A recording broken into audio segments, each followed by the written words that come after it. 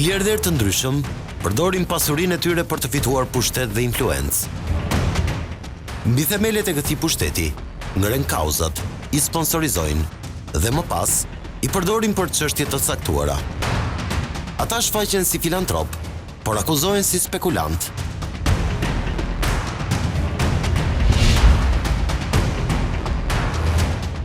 Ky dokumentar nuk është për armikun ton të jashtëm, por për filantropin George Soros dhe rolin e tij në Shqipëri.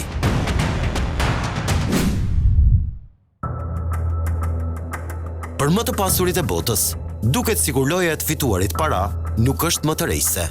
Kështu, ata vijnë në kërkim të një ideali, të një filozofie apo kauze globale.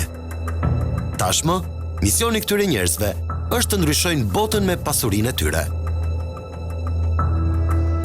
George Soros pretendon se bën pjesë pikërisht në këtë kategori. Ai e quan veten filantropist në fushën e të drejtave të njerëzit.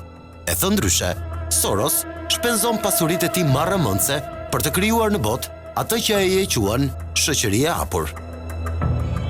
I set up a foundation in the United States because the foundation is devoted to promoting open society, which is an idea that I took over from Karl Popper. Që nga themelimi i fondacionit në vitin 1979, Soros ka dhuruar më shumë se 32 miliard dollar nga pasuria e tij personale. Pasuri të cilën ai e ka fituar nga biznesi i tij në tregjet financiare. George Soros është i vlerësuar për punën e tij nga disa prej personaliteteve më të njohura botërore, e ndërkohë i sulmuar nga shumë të tjerë. Shqipëria nuk bën përjashtim. Edhe në vendin ton, Soros ka shumë miq dhe shumë armiq. Jetëshkrimi i George Soros është tepër interesant. Ai ka lindur në Hungari në vitin 1930. Emri i tij lindjes është Georgi Schwarz. Si një familje e brendshë, gjatë pushtimit nazist, ata u detyruan të ndryshojnë identitetin për t'i shpëtuar vdekjes. Kështu, mbiemri i tyre u kthye në Soros. Në vitin 1947, ai u largua nga Budapesti për në Londër, kësaj radhe për t'i shpëtuar regjimit komunist që u vendos në Hungari. George Soros, në rininë e tij ka punuar në Ekurudh dhe si kamarier për të vazhduar studimet në Shkollën Ekonomike të Londrës. Në 1956, ai emigroi në Shtetet e Bashkuara, duke hyrë në botën e financave dhe investimeve, ku ai krijoi pasuri të madhe. Për gati 10 vjet, ai punoi si financier në banka të ndryshme në Angli dhe në Amerikë. Në vitin 1970, ai krijoi Soros Fund Management, një fond sigurie financiare. I arrived in America with $5,000. Unë bërita në Shtetet e Bashkuara me vetëm $5,000 që i kisha fituar si agent në një bursë. Unë krijova atë që quhet një fond garancie ku menaxheri përfiton 20% të fitimit. Kjo kompani doli shumë e suksesshme. Manager gets 20% of the profits. Dikush që aty investoi $100,000 në fillim, pas 30 vjetësh mund të kishte fituar $400 milion. After 30 years. And of course I kept my own Natyrisht që unë fitimet e mia i pata pikërisht nga ky fond. Deri në fund të viteve 70, ky fond garancie kishte fituar $381 milion, ndërkohë pasuria e tij personale llogaritej rreth $100 milion. Por George Soros nuk ishte vetëm ekspert në fushën e financave. Ai ishte edhe një student i devotshëm i filozofisë. Në vitin 1963, ai kthehet përsëri në Londër dhe deri në vitin 1966, ai u përqendrua në rishqikimin e disertacionit të tij të filozofisë. I was studying economics and at the same time I was reading Karl Popper, the philosopher. And then I was reading Popper, who made it clear that perfect knowledge is unattainable. Si një njeri që ka vuajtur ashpërsinë e regjimeve totalitare në rininë e tij, ai përqafoi idenë e shoqërisë së hapur të Karl Popper. Shoqëria e hapur do të thotë jo totalitarizëm dhe mendim të lirë. Popperi thotë se asnjë sistem qeverisës nuk mund të ketë monopolin e gjithë së vërtetës. Shoqëria bëhet më e mirë vetëm kur është e hapur, demokratike dhe kur pranohet mendimi kritik. Me një filozofi të tillë, Soros vihet kundër çdo regjimi totalitar. Kur flet për shoqërinë e hapur, ai referohet familjesë së tij, gjendjes së vështirë si një ebre në Budapest, rreziku që vinte nga sistemi fashist dhe pastaj internimi i Tiatit në ish Bashkimin Sovjetik, pra vështirësitë në një diktaturë tjetër si që e diktatura e Majt. Në planin epistemologjik, shoqëria e hapur sipas tij është një shoqëri kundër dogmatizmit, pra kundër sistemeve totalitare, me një njerëz të lirë, një njerëz që konsiderohet si një individ, si një institucion, që mund të flasë i lirshëm, që mund të mbrojë idetë e tij, që mos ketë frikë nga pushteti ose nga pushtetet. I bindur në idetë e tij, duke pasur në dorë edhe parat, Soros nisi misionin e tij për ta bërë çdo shtet një shoqëri të hapur. When you discover a theory about social affairs, it actually can change society. So when, let's say, Karl Marx proposed his theory of history, it actually changed his history. Për këtë transformim të shoqërisë, Soros themeloi sipas konceptit të tij fondacionin e shoqërisë së hapur. Ndërkohë që në fondin e sigurimit financiar Soros fiton para, me fondin shoqërie e hapur, ai do të dhuronte para. Fondacioni im që është vetëm me paratë e mia, ndërsa në fondin Quantum menaxhoj edhe paratë të tjerëve. Paratë e mia i përdor për të kujdesur për ato që kam quajtur shoqëri të hapura dhe që kam themeluar në shumë vende, duke përfshirë edhe Shqipërinë. Në vitin e parë të krijimit, në 1979, Fondacioni Soros financoi studimet për studentët me ngjyrë të Afrikës së Jugut, të cilët ishin të shtypur nga ligjet raciste të apartheidit. Njëkohësisht, ai financonte studimet e disidentëve që arratiseshin nga vendet e bllokut komunist. Nëse i hedhim një sy historikut të aktiviteteve që fondacioni ka publikuar në faqen e vet, aty tregohet historia e tij vit pas viti. Duket qartë se në këto 3 dekada, Fondacioni për Shoqërinë e Hapur është gjendur i përfshirë në disa prej momenteve më kulminante të historisë botërore. Një moment i tillë ka ndodhur në vitin 1986. Fondacioni Soros hapi degën e tij në Kinën komuniste. Ishin vitet e protestave të mëdha studentore në Kinë që kërkonin reformimin e sistemit komunist.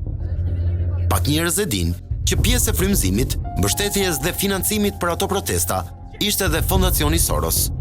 Por qeveria kineze i shtypi me dhunë protestat dhe shumë shpejt u mbyll dera edhe për Fondacionin Soros pas 4 vitesh rezistencë. Rasti i Kinës mund të konsiderohet një nga dështimet e Sorosit në misionin e tij për shoqëri të hapura. Në vitin 89, me rrëzimin e murit të Berlinit, Soros ishte prezent duke hapur qendrat e tij në çdo vend ish komunist. Madje, edhe para rrëzimit të murit, fondacionet e tij ekzistonin tashmë në Rusi, Ukrainë dhe Poloni. Vende që kishin qenë shoqëri të mbyllura për gati 50 vite, morën miliona dollar fondi nga Soros. Por, nëse fondacionet të tjera gjatë atyre viteve ushqenin barkun që diktatura e kishte lënë të uritur, Soros ushqente mendjet që kishin mbetur të mbyllura. Për këtë qëllim, ai hapi dhe një universitet në Budapest, Universitetin e Europës Qendrore. Ky institucion ishte i dedikuar totalisht për të thithur student nga ish vendet komuniste dhe për t'i edukuar në mendimin kritik dhe të hapur. Siç e tham edhe në fillim, është vështirë të ndash George Sorosin biznesmen nga Soros si filozof. Donacionet e tij i shërbejnë për hapjes së një ideologjie, jo thjesht të mirave materiale. Në vitet 90, Fondacioni Soros u vendos pothuajse në të gjithë vendet e ish bllokut komunist, të cilat kishin qenë shoqëri të mbyllura dhe totalitare, përfshirë këtu edhe Shqipërinë. Fondacioni është aktiv në rang global, është aktiv në mbi 120 vende të botës dhe Fondacioni Shoqërisë së Hapur sot për sot është donatori më i madh global në fushën e drejtave të njerëzit. Misioni është i njëjtë për gjithë fondacionet kudo që punojnë në çdo cep globit. Misioni i tyre është që të ndërtojnë shoqëri të hapur, vibrante, ku demokracitë funksionojnë dhe qeveritë janë përgjegjëse ndaj qytetarit, dhe ku grupe ndryshme, shoqëri civile, individ, grupe informale, njerëz pavarur, punojnë për ta çuar këtë mision përpara. Janë të shumt njerëzit që admirojnë George Soros për punën që bën dhe paratë që jep për forcimin e demokracisë. Por njëkohësisht, ai është edhe figura më e sulmuar në të gjithë globin. Disa e akuzojnë si shkaktarin e krizave ekonomike në vende të ndryshme të botës. Të tjerë e akuzojnë si një filantrop të maskuar, qëllimi i vërtetit të cilit është që të marrë peng qeveritë e vendeve të varfra. Këtu linin hije të errta dyshimi. Akuzuesit kryesor të tij shprehen se ai manipulon bursat për fitimet e veta. Një rast i tillë ndodhi në vitin 1992, ku nga zhvlerësimi i poundit britanik, Soros i fitoi brenda ditës $1 miliard. Me një parashikim të zgjuar, ai bëri lëvizjen e duhur për të përfituar nga rënja e poundit. Në rastin e krizës së poundit britanik, është kriza e parë e sistemit monetar evropian. Kemi parasysh kontekstin e kohës. Konteksti i asaj periudhe ishte ky që Gjermania kishte për shkak të falimentimit apo rënjes së lindjes, u detyrua që të blinte gjithë lindjen dhe për pasojë kjo prodhoi një faturë të jashtëzakonshme financiare. Deficiti i borxhit publik i Gjermanisë po rritej në përpjestime të padëshirueshme për Bankën Qendrore. Pra, Gjermania po përballej me një borxh publik shumë të lartë dhe për këtë, Banka Qendrore duhet të bënte një lëvizje. Por kjo lëvizje do të kishte ndikim në monedhat e tjera të Bashkimit Evropian. Këtu të gjithë aktorët, agjentët financiarë do vinë një bast dhe Sorosi vuri një bast. Basti i Sorosit ishte që Banka Qendrore Gjermane do të mbronte do të rriste normën e interesit për të mbrojtur inflacionin e brendshëm.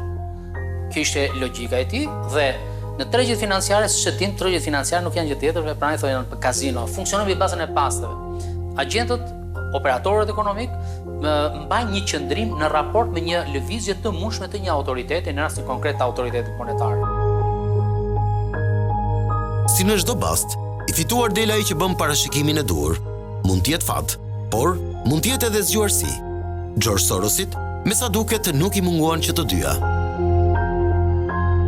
Ngjarja që u prodhuar më pas i dhanë të drejtë bastit të Sorosit dhe duke qenë se në tregjet financiare mund të kryen operacione të mjaft natyrë që janë gjithmonë të lishme, pra mund të bësh një short sale, pra të shesësh një monedhë akoma pa e patur me bindjen që kursi i këmbimit të saj apo çmimi i saj do të bjerë në të ardhmen. Pra e shet sot shtrenjtë sepse je i bindur që nesër do të humbasësh. Dhe këto janë operacione që bëri Sorosi dhe nga ky operacion fondi Quantum siguroi fitime të jashtëzakonshme. Kjo është mënyra se si George Soros fitoi $1 miliard brenda një dite. Megjithse në këtë histori nuk ka asgjë të palishme, përsëri akuzat nuk mungojnë ndaj tij. Por edhe kundërshtarët më të ashpër të tij nuk ngrejnë dot akuza me bazë ligjore. Ekonomia angleze ishte e dëmtuar, nuk është se e dëmtoi Sorosi. Në fakt, operacionet Sorosi ishte një prej agjentëve të tregut, edhe shumë agentë të tjerë kishin vënë baste. Të njëjtën gjë, ai bëri në vitin 1997 në Tajland, ku fitoi mbi $1 miliard nga një zhvlerësim i monedhës vendase. Lëvizja e fundit ishte në vitet 2013-2014 kundër jenit japonez. Edhe këtë radhë, Soros parashikoi se për shkak të disa politikave të kryeministrit japonez, monedha vendase do të humbiste pikë shumë shpejt. Duke bërë lëvizjet e tij në blerje dhe shitje aksionesh në bursat japoneze, Soros në fund fitoi dhe një bast tjetër $1 miliard. Ky është biznesi i George Soros dhe kjo është mënyra se si ai bën para. Por ai shpreh se paratë që qarkullojnë në fondacionin e tij nuk janë pjesë e këtyre skemave. Ato dhurohen për të përhapur ideologjinë e tij të shoqërisë së hapur.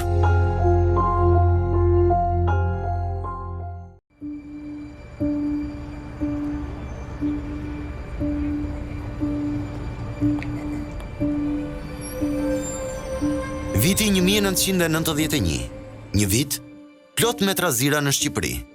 Sistemi komunist ishte drejt kolapsit. Shoqëria jetonte në mjerim ekonomik. Leku ishte zhvlerësuar dhe në arkën e shtetit ishin vetëm $8 milion. Më e rrënuar akoma ishte shoqëria civile. Papritur, në qarqet intelektuale, akademike dhe politike, filluan të qarkullojnë zëra për një fondacion të huaj që jepte fonde për rimëkëmbjen e vendit. George Soros kishte arritur edhe në Shqipëri. Personi i parë që më ka folë për George Sorosin, sepse Sorosi është me origjinë hungareze,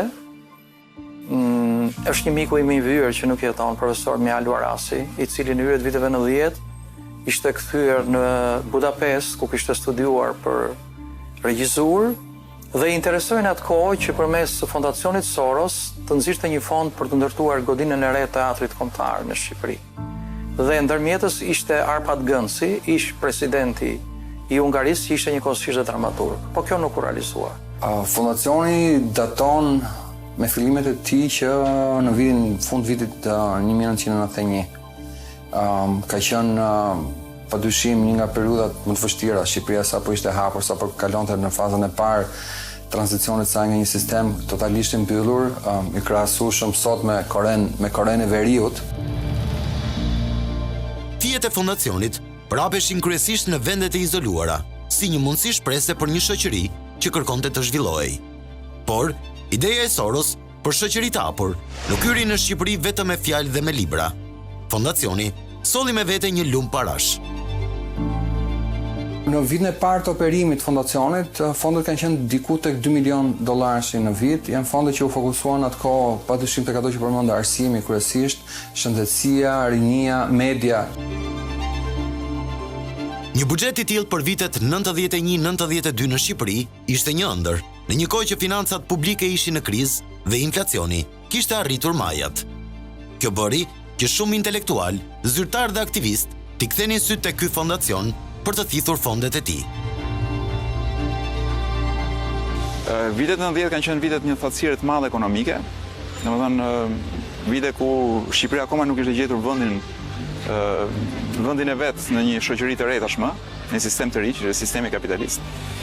Dhe unë besoj që pa ndihmën e fondacionit Soros dhe disa fondacioneve të tjera, unë mendoj që shumë intelektualë të asaj kohe do kishin përfunduar duke shitur banane. Dhe e them sinqerisht të gjë. Do mendoj që fondacionet kanë hedhur mjaftueshëm para në atë periudhë, kujtoj gjithmonë vitet 90, për t'i dhënë mundësi njerëzve të shkolluar që mos shkojnë te puna krahut, por të gjejnë një formë tjetër, që është shoqëria civile, për të kontribuar. Për momentin, do t'i lëmë mënjan akuzat, teoritë konspirative dhe politikën. Duam fillimisht të shohim se çfarë ka bërë ky fondacion në 28 vite në Shqipëri. Të bëjmë një pasqyrim të projekteve, parave të shpenzuara dhe përfitimeve prej tyre. Do t'i referohemi fillimisht disa statistikave të botuara nga vetë fondacioni në vitin 2016. Fakti i parë që të bie në sy është shuma totale e parave që Soros ka investuar në Shqipëri në këto vite. Ato janë plot $131 milion deri në atë vit. Ja si ka qenë shpërndarja e këtyre fondeve në zëra të veçantë.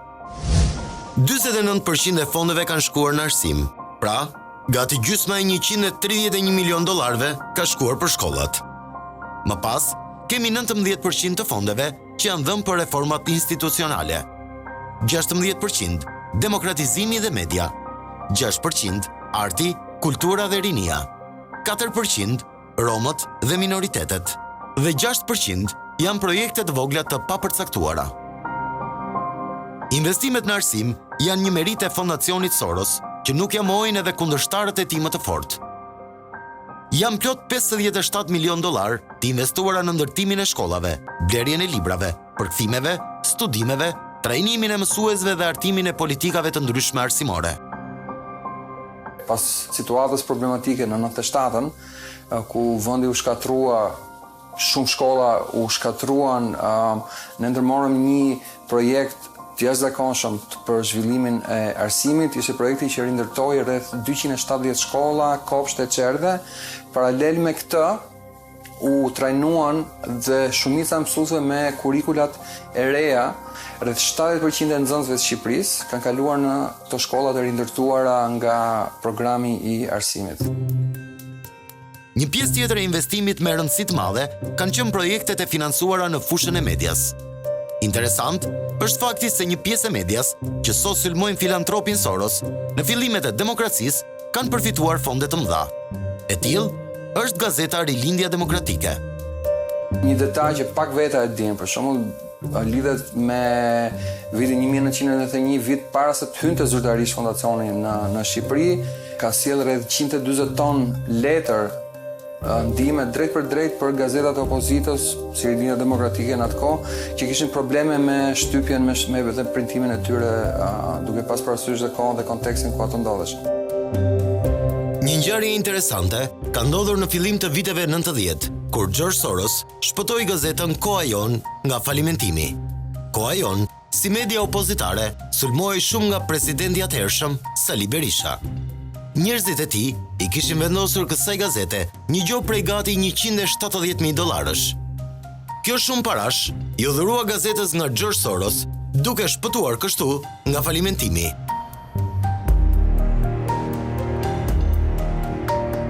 Kjo mund të duket një gjë e vogël sot, por për vitin 1991 ishte një kontribut i madh për fjalën e lirë. Një investim i madh që Soros i bëri në fushën e medias ishte trajnimi i gazetarëve jashtë vendit dhe financimi për ngritjen e Institutit Shqiptar të Medias. U hap qendra e parë e medias në Shqipëri që mundsonte trajnimin frekuent të gazetarëve dhe shumë do thoja në predominancë 90-95% e gazetarëve që ne shohim sot e kësaj dite në mos njëherë kanë kaluar që të gjithë në për trajnimet që janë ofruar nga qendra e medias Fondacionit Soros. Investimet që bëri për ngritjen e shoqërisë civile në Shqipëri nuk ishte as kuptim teorik, as kuptim praktik. Investimet që bëri për studime jashtë vendit. Një investim goxha domethënës është bërë edhe në fushën e shëndetësisë. Me paratë e fondacionit janë ndërtuar qendra shëndetësore dhe janë trajnuar një numër i madh mjekësh jashtë Shqipërisë. Një pikë tjetër interesante është fakti që Fondacioni Soros ka futur për herë të parë internetin në Shqipëri.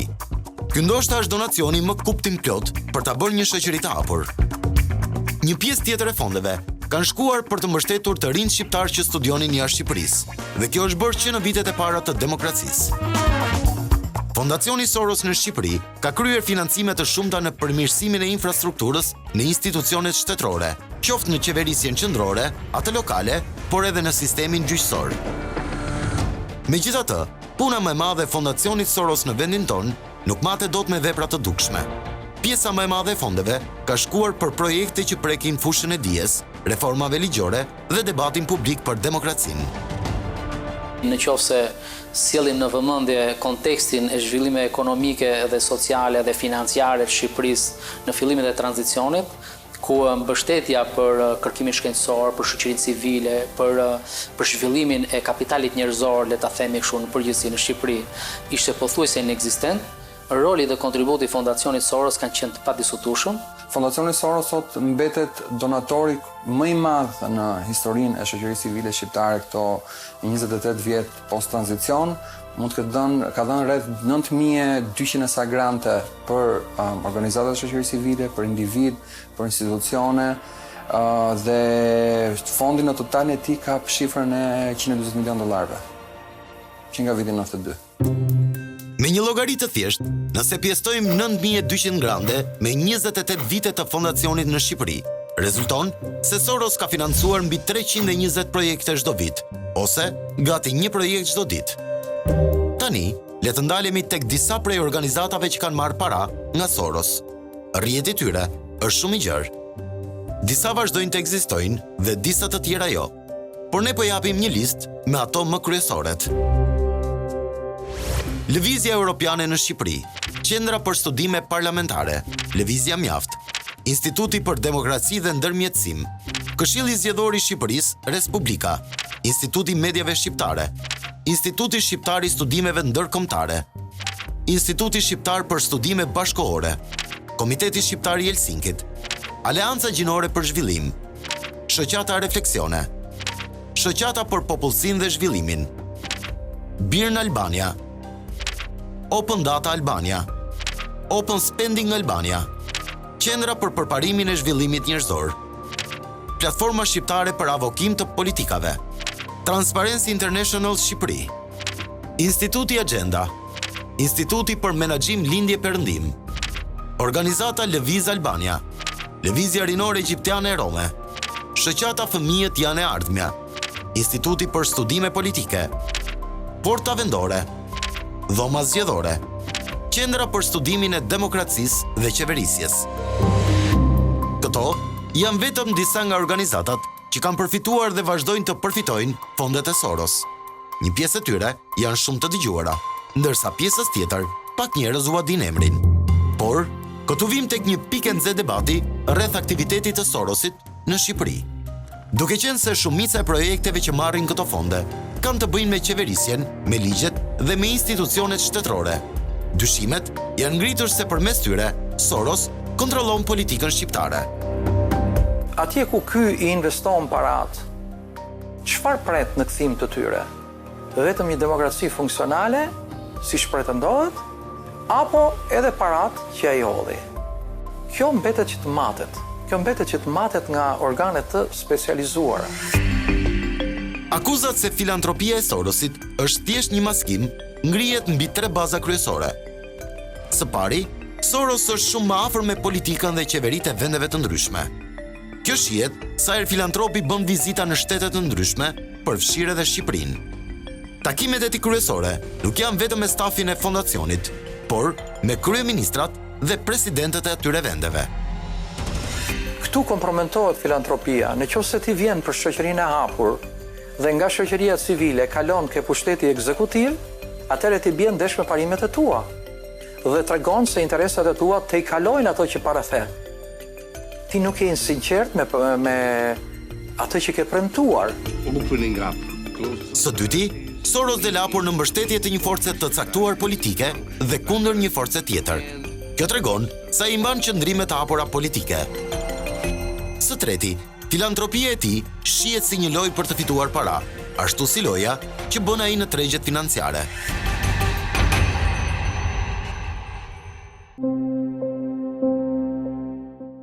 Në këtë pjesë të emisionit, do të hedhim vështrimin mbi marrëdhëniet e George Soros me politikën shqiptare. Një marrëdhënie komplekse që ka marrë forma të ndryshme bashkëpunimi në 28 vite. Megjithëse flitet shumë për punën e fondacionit Soros në vitet 90 në Shqipëri, pak flitet për lidhjet e tij me figurat politike të kohës.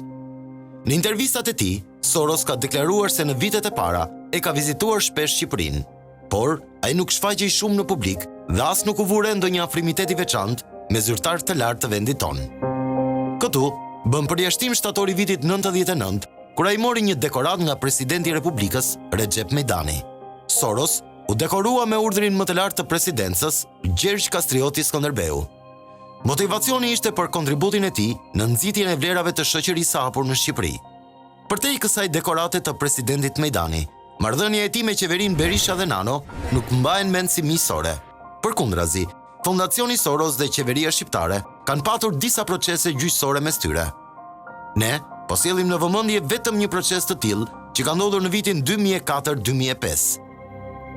Po, ka qenë viti 2004 dhe çështja u zgjidh mandej në 2005, ku Ministria e Arsimit asaj kohe, në kundërshtim me ligjin dhe marrëveshjen që ne kishim, nuk pranonte të rimbursonte TVSH-n për investime që ata kishin bërë për disa shkolla.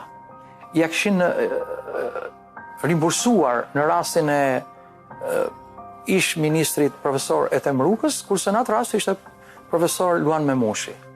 Edhe pati një rezistencë gati arrogante për të mos ia kthyer këto para. Gjykata, në fakt i dha të drejtë fondacionit dhe Soros mori me vendim gjyqësor 2/3 e parave që i takonin nga shteti shqiptar. Kjo duhet të investigohej nga prokuroria, edhe mund të rihapet çështja.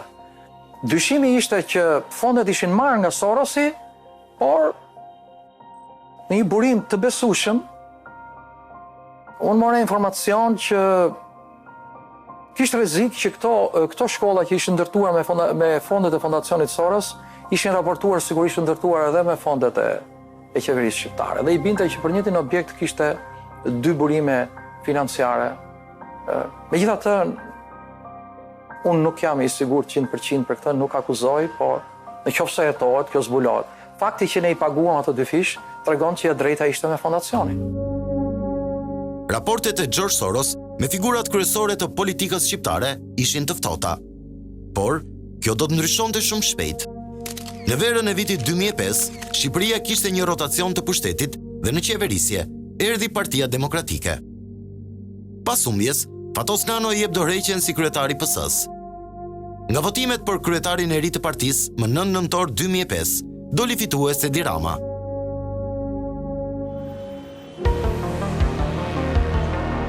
Një muaj më pas, vjen në Tiranë George Soros.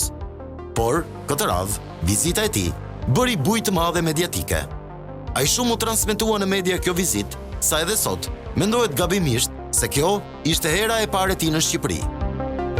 Në këtë vizitë, Soros bëri 3 takime kryesore me kryeministrin Berisha, kryetarin e Bashkisë Tiranë Edi Ramën dhe drejtuesin e lëvizjes Mjaft Erion Veliajin.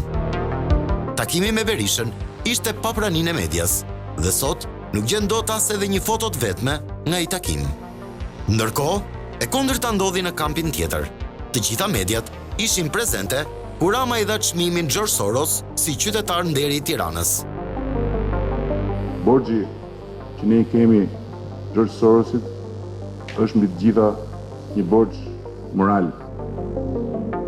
Në takimin tjetër, që moderoi nga drejtuesi i lëvizjes Mjaft të Erion Veliajt, Soros bisedoi me orë të tëra me 50 rinj të shoqërisë civile. Do të vazhdojmë vetëm një grupim brenda NOS-s bashkë me organizatat e tjera të shoqërisë civile, që do të vazhdojnë të shtrojnë presion dhe të luajnë rolin e rojtarit publik.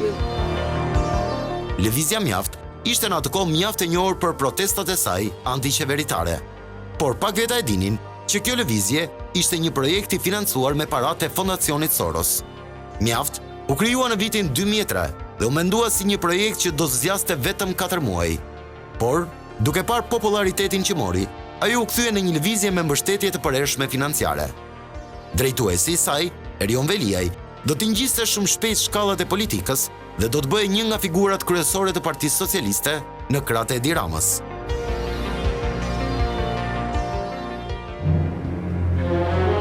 Nuk duhet shumë mend për të kuptuar se cilët ishin të preferuarit e Sorosit në politikën shqiptare.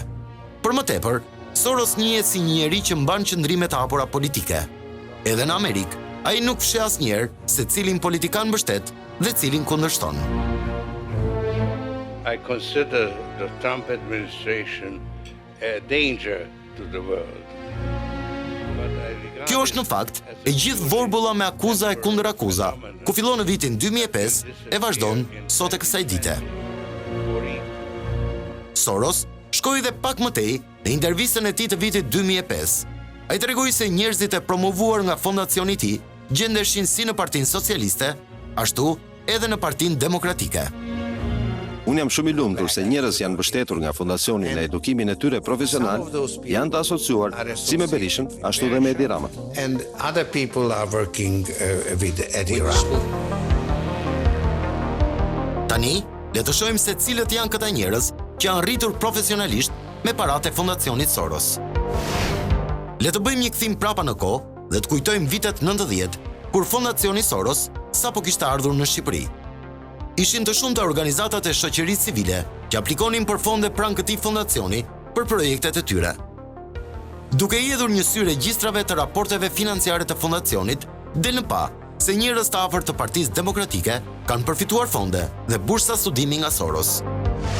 Dokumentat tregojnë se në vitin 1994, Jamar Maltezi dhe Argita Berisha, dhëndri dhe vajza e Sali Berishës, kanë shkuar për trajnime falas në Gjermani me paratë e Sorosit. Shuma e shpenzuar për udhëtimin e tyre ka qenë $2.332. Po këtë vit, klubi studentor Perla, që drejtohej nga Maltezi dhe Argita Berisha, kanë bërë aktivitete trajnimi një javore me të rinj ambientalist. Dhe për këtë, kanë marrë nga Soros plot $7.350.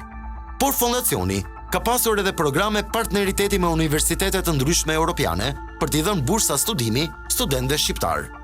Në mes të studentëve që kanë marrë këto bursa, ka edhe politikanë të njohur sot. Unë e kam përmendur edhe më herët. Zoti Basha është një prej tyre, që në rinin e vet ka përfituar një bursë që i ka mundsuar atij ndjekjen e studimeve në Hollandë. Mos qofshe i gabuar zoti Tauland Balla. Gjithashtu ka marrë mbështetje.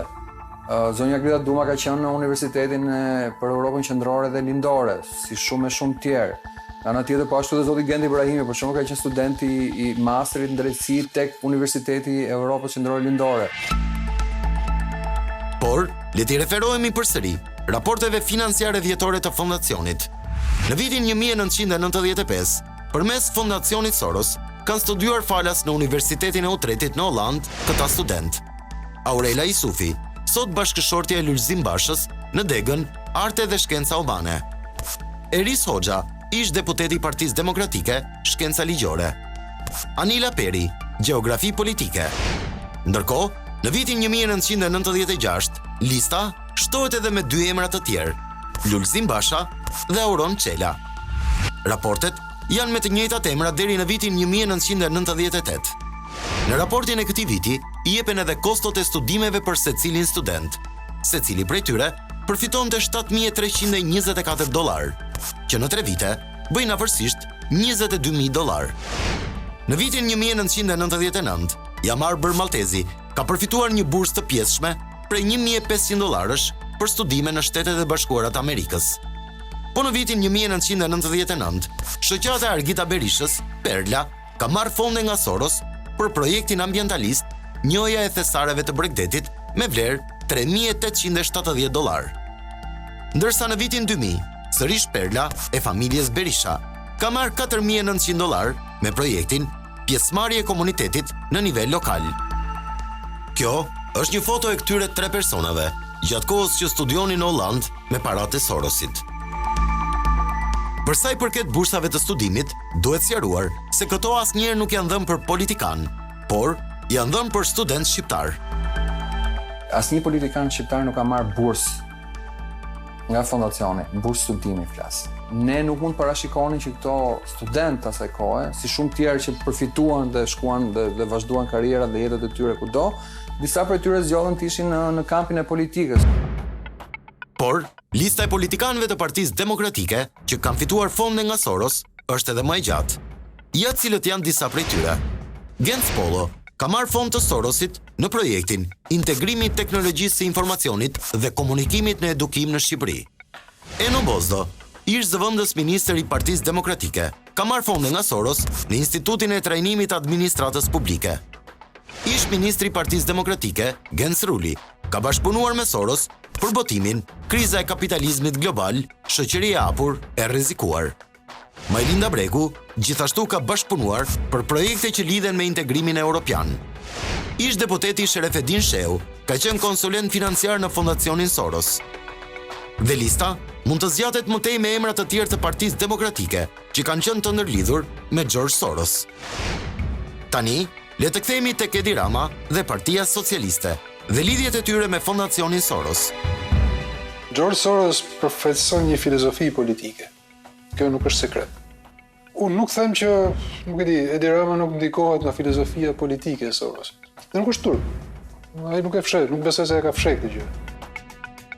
Kryeministri aktual duket si personi më i besuar i Sorosit në Tiranë.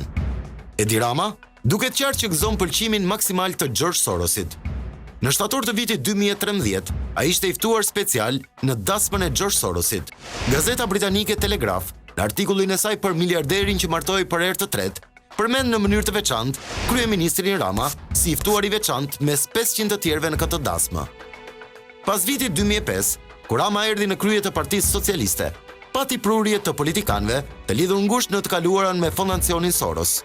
Po japim një listë me disa prej tyre. Ndër të parët në listë pas Edi Ramës është Erion Veliaj. Ai është politikani që filloi jetën publike si lider i një organizate të financuar nga Soros. Më pas, me hyrje në politik, ai e gjeti veten në krah të kryeministrit Rama shumë shpejt. Sot, Veliaj shihet si një figurë që kërkon të mbivendoset mbi Edi Ramën. Megjithatë, kjo mbetet për tu parë. Figurat të tjera në Partinë Socialiste me lidhje direkte me Soros janë këta: Arbian Mazniku, antar i Lëvizjes Mjaft dhe ish drejtori i Institutit Agenda. Englantina Gjermeni, ish antar e bordi e Fondacionit Soros, Aleanca Gjinore për Zhvillim. Milva Ikonomi, ish antar e bordi Soros dhe drejtuese Fondacionit Besa. Mirela Kumbaro, drejtore programi Fondacioni Soros. Elisa Spiropali, Lëvizja Mjaft. Ditmir Bushati, Lëvizja Europiane në Shqipëri. Valentina Leskaj, ish antar e bordi Soros. Besa Shaini, Nisma për Stabilitet Europian. Gen Cakaj, Fondacioni Shoqëria e Hapur për Kosovën. Këta janë vetëm disa emra nga emrat e njerëzve të Partisë Socialiste, që në të kaluarën kanë pasur lidhje me Fondacionin Soros, qoftë lidhje të drejtë për drejtë, apo edhe me përfitime fondesh nga projekte të ndryshme. Por, aktivitetet e Fondacionit Soros në Shqipëri në këto vite kanë qenë vërtet të shumta. E përsëritëm edhe në fillim të dokumentarit, janë plot 9200 grante të dhëna në këto 28 vite. Në këtë mënyrë, vështirë se gjen ndonjë forcë politike në Shqipëri që nuk ka krijuar në një moment lidhje me Fondacionin Soros. Edhe kundërshtarët më të zjarrt të këtij fondacioni, dikur kanë punuar për të dhe janë paguar prej tij. Njëri prej tyre është avokati Altin Goxhaj. Ne nuk mund themi që ai është armiku i demokracisë në Shqipëri. Por mund të dyshojmë që me instrumentat që ka ndërtuar këtu, manipulon që drejtimi i vendit bëhet nga njerëz të cilët nuk janë përfaqësues që duhet të mbrojnë dhe të shprehin interesat e zgjedhësve në vendin tonë. Tentativa për të bërë fajtor Sorosin për çdo gjë është tentativë e cila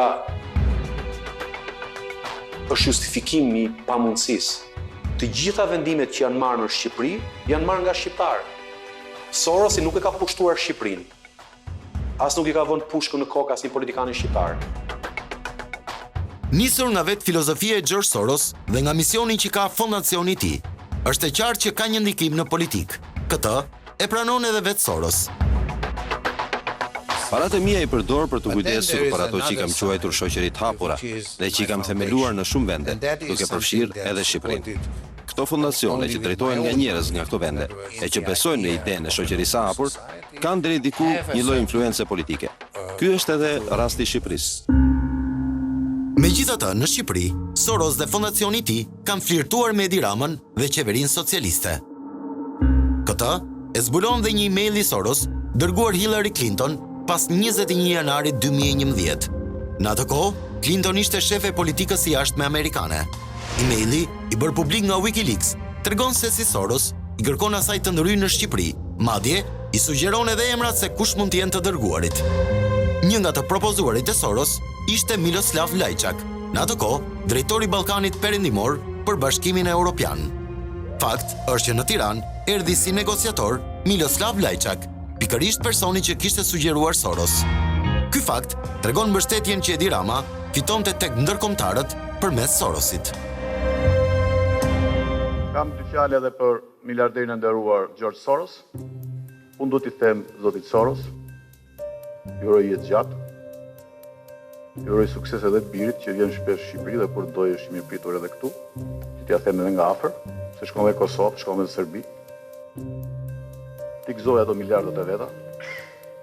Shqipëria vërtet është i vend i vogël për masat e tij.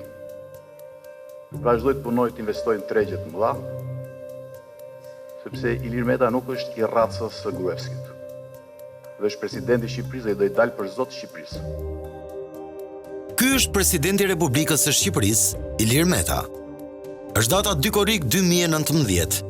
Presidenti duket i shqetësuar. Qeveria, 2 ditë më parë, kishte zhvilluar zgjedhjet lokale, pa marrë parasysh vendimin e tij për dekretimin e datës 30 qershor.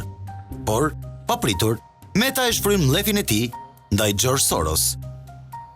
Mua duket absurde, me thënë drejtën, që një plak në prag të në buzë të varrit që ka kërcënim për karriera politike apo për kërcënim për Republikën apo për gjëra të tjera, nuk të më shqetësojnë. Unë jam i bindur që Fondacioni Soros as mund ta kapi reformën në drejtësi dhe as ka motive për ta mbajtur Shqipërinë një vend pa sistem drejtësie ose me një sistem drejtësie të korruptuar. Tani, le të bëjmë një kthim pas në kohë dhe të shohim se ku e kanë zënafillën akuzat e presidentit. Do të kthehemi në vitin 2014. Edi Rama sapo kishte ardhur në pushtet në bashkëqeverisje me LSI. Ilir Meta ishte kryetar kuvendi.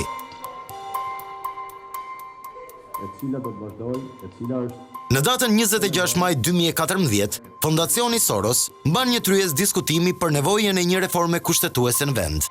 Në tryez janë ulur ish presidentet e Shqipërisë, deputet të së majtës dhe të djathtës, jurist dhe përfaqësues të shoqërisë civile. Ajo që u quajt në këtë takim reformë kushtetuese, më pas, mori emrin reformë në drejtësi. Por, është e qartë se Fondacioni Soros ka qenë një nga nisëpëtarët e kësaj reforme. Në nisjen e reformës në drejtësi kanë qenë 3 aktorë kryesor të huaj. Kanë qenë Fondacioni Soros, Delegacioni Bashkimor Evropian përmes misionit Euralis dhe Ambasada e Shtetit Bashkuara përmes misionit Obdat.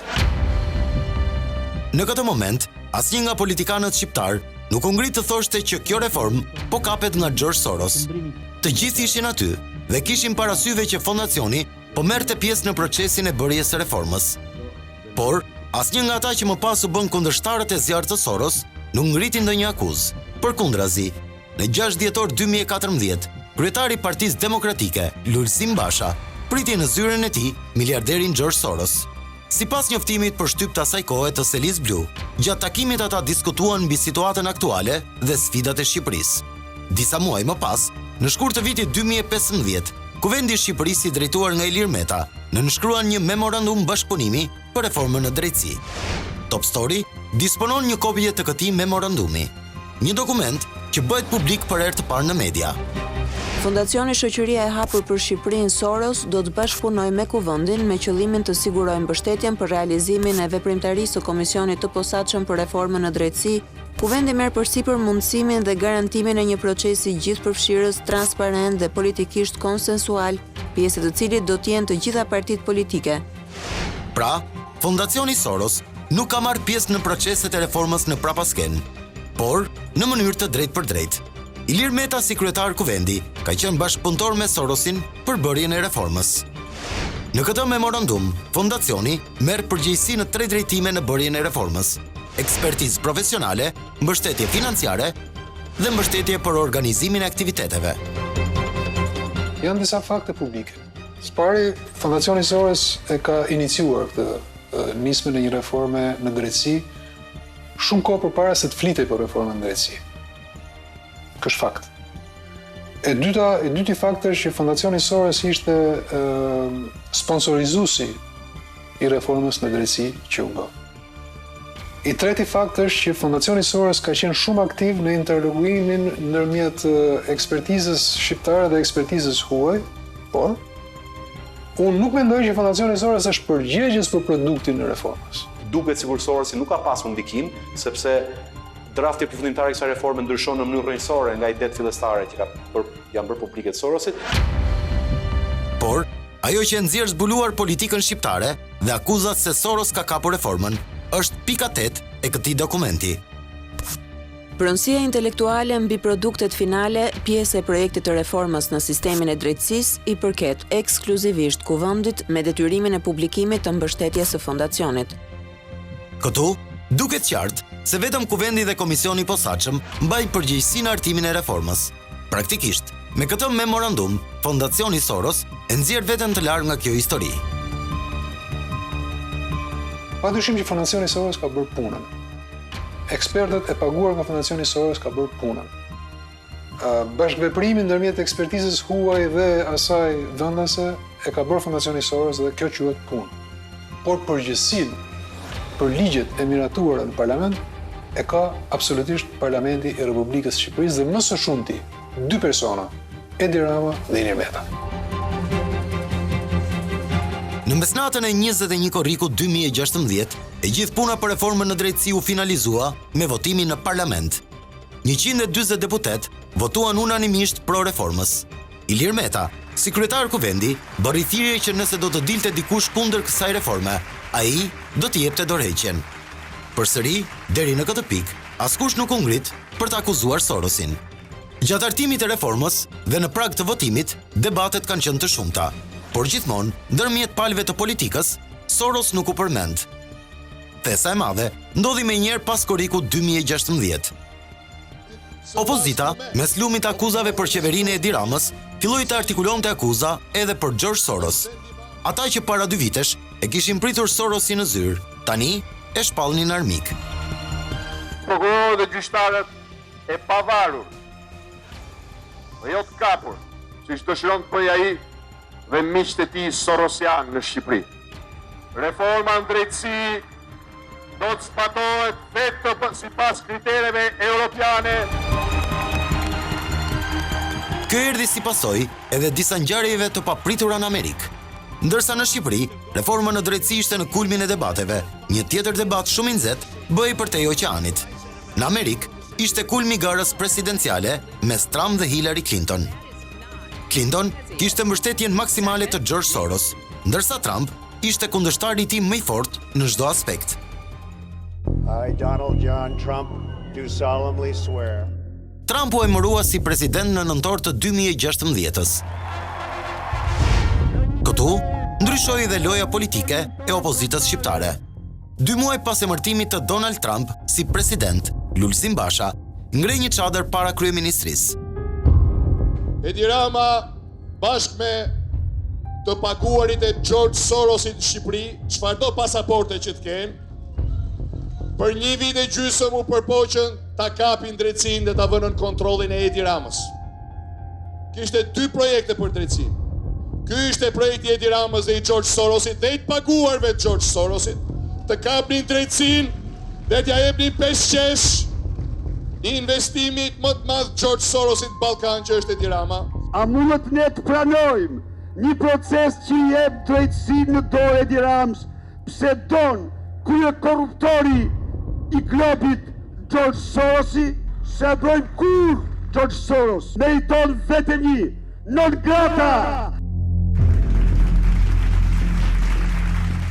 Ndoshta, në mendjen e opozitës, tani që fitoi Trump, Amerika nuk do të mbështeste më Edi Ramën. Ata po bënin lojë për të fituar pikë në sy të administratës së Donald Trump. Më i zjarti në këto akuza ishte Sali Berisha. Që ajo pseudo reforme George Sorosit, që do t'i jepte Edi Ramës të gjitha pushtetet, e cila bukosi dhe shtroi drejtësinë në narkodrejtësi. Por, në vitin 2008, kur ishte vetë kryeministër, Berisha u takua me George Soros në samitin e Davosit në Zvicër.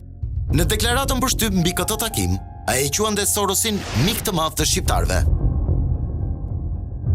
Tani, Berisha ka ndryshuar qëndrim. Një gjë kuptohet qartë. Ata që akuzojnë Sorosin nuk janë të sinqert me vetveten. Kundërshtarët politik duhet të kenë një filozofi tjetër. Dhe këtu nuk e kanë betejën me Sorosin, po e kanë me Edi Ramën.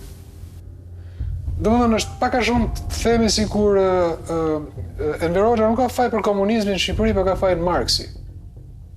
Nuk shkon kjo. A ka ndikuar Sorosi në politikën shqiptare? Patjetër, por mund të rendis 1000 njerëz të tjerë që kanë ndikuar politikën shqiptare. Që nga biznesmen mediokër shqiptar, që s'japin llogari askujt, e deri tek fondacione të tjera të huaja dhe kompani të huaja dhe qeveri të huaja. Le të vëmë në qendër jo George Sorosin dhe polemikën rreth tij, po të vëmë në qendër reformën në drejtësi. Departamenti Amerikan i Shtetit deklaron që reforma në drejtësi është iniciuar prej tyre dhe ata janë prezent në çdo hap të saj. Në lidhje me akuzat, fondacioni po hyn në dekadën e tretë të punës në Shqipëri dhe nuk besoj që ka nevojë për dëshmuar dhe për treguar se çfarë punë është bërë në Shqipëri në këto 30 vitet e fundit. Megjithatë, duke parë origjinën, formën dhe llojin e akuzave, kjo dëshmon se puna jonë e deri tanishme, sado modeste që është e mirë. Teoritë e konspiracionit janë të shumta dhe jo vetëm në Shqipëri. Ndërkohë, financimet e George Soros për ta bërë botën një shoqëri të hapur vazhdojnë. Nuk mund të thuhet se sa sukses ka patur projekti i tij, por një gjë duket qartë. Shqipëria jon sot është më e mbyllur. Pushteti është përqendruar në pak duar, po ashtu edhe paraja. Mendoj që kemi qenë më të hapur në vitet 90 dhe në fillim të viteve 2000. Besoj që kemi qenë më të hapur se sa jemi sot si shoqëri. Ne jemi një shoqëri ekonomikisht e mbyllur, e monopolizuar dhe duke përdorur vetë fjalët e Sorosit të dhëna në një intervistë para disa kohëve, ai vetë mendon që gjithë përpjekja e tij ndoshta ka shkuar dëm, pra nuk e sheh të materializuar gjithë dëshirën që mund të ketë pasur në fillim për krime një shoqërie të hapur. Me sa duket nuk funksionoi.